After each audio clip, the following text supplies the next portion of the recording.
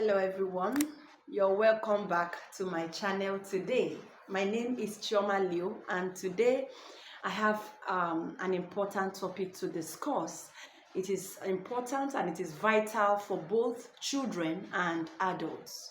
So if you are having a child there around you, you could bring them closer so they can watch this video. It's very important.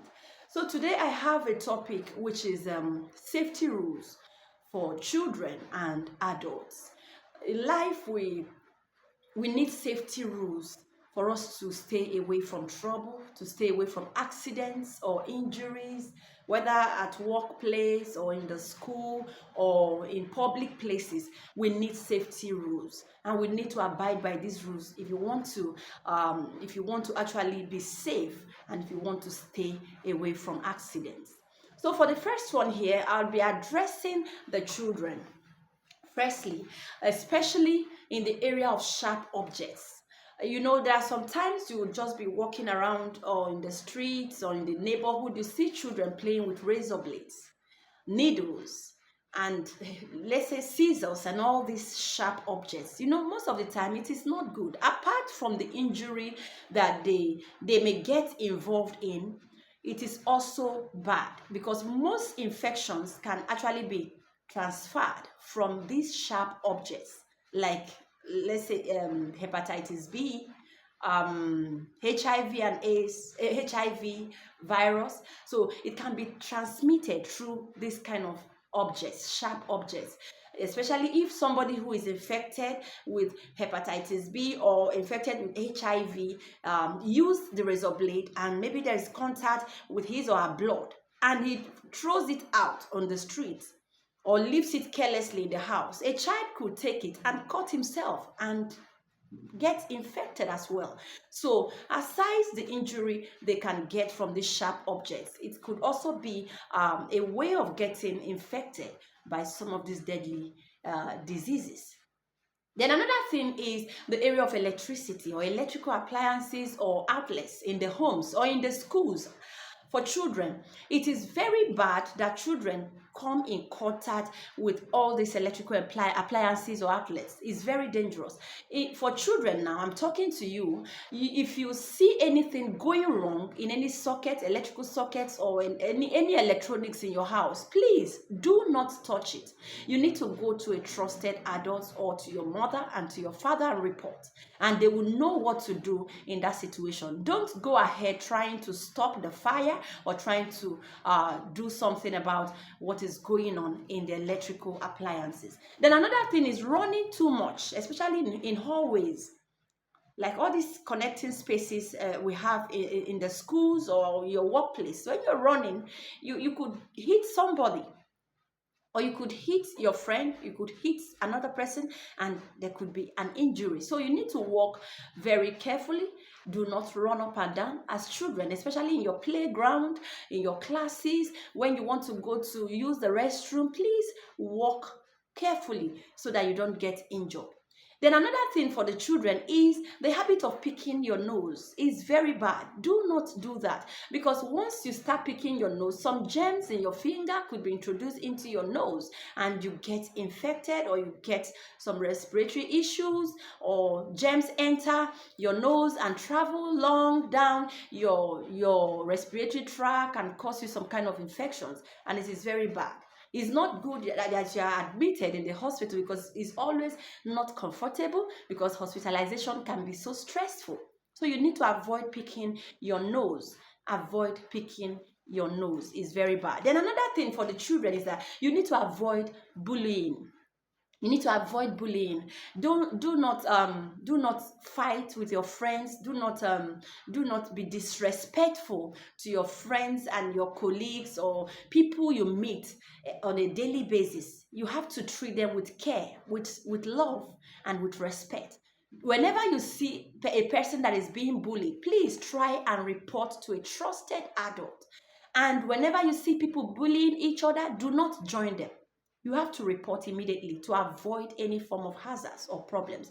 I've heard so many stories about how children lost their lives in schools because they were having issues. They were fighting, and before you know, this one pushes each other, pushes this one, and it falls down, hits the head on the ground, and is gone. So you have to avoid bullying as a child, so that you don't injure people and people don't injure you as well. Then for adults, especially in our workplaces, most of us, we use systems in our various workplaces, in our offices, whether you are working from home. Yes, most of the time you use systems. So I want to encourage you to always maintain a good posture when you are using your laptops or your computers, so that you don't get issues with your health. You need to maintain good posture whenever, like people who work in the hospitals, like us who are nurses. If you want to lift a patient, we have a technique for that. Please make sure you follow that technique of safely lifting a patient, so that you don't get injured in the process. Then another thing is fire safety. For adults, always ensure that your kitchen is safe. Every of your gas cookers are in order. Do not forget to off anything. Do not forget to, and do not keep all these gas cylinders where children could easily reach them, so that you don't endanger their lives and your own lives as well. Then another thing is street safety for children, especially for those who have gotten to a certain age where they can cross the road on them by themselves after school time.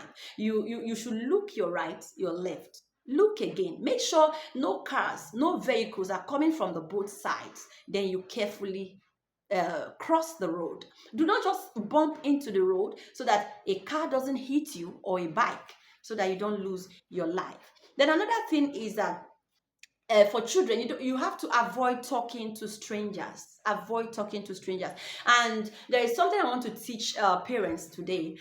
Please, whenever you buy new school bags or lunch boxes or lunch bags for your children, please avoid writing their names at the back of their bags or their lunch bags, because a stranger could see them on the road and call them by their names. And you know how children are these days. They trust people who know their names. So whatever they tell them, they could do it. They could see somebody say, James, hello, come. I know you, James, come. The child may think, okay, he knows my dad or he knows my mom, and follow the person. So please avoid writing the names of your children in places where in obvious places, so that strangers would not be able to use them against your children. So that is it. And children, please do not answer strangers whenever you are walking on the street or you close from school. It is very dangerous to speak with strangers. It is very bad.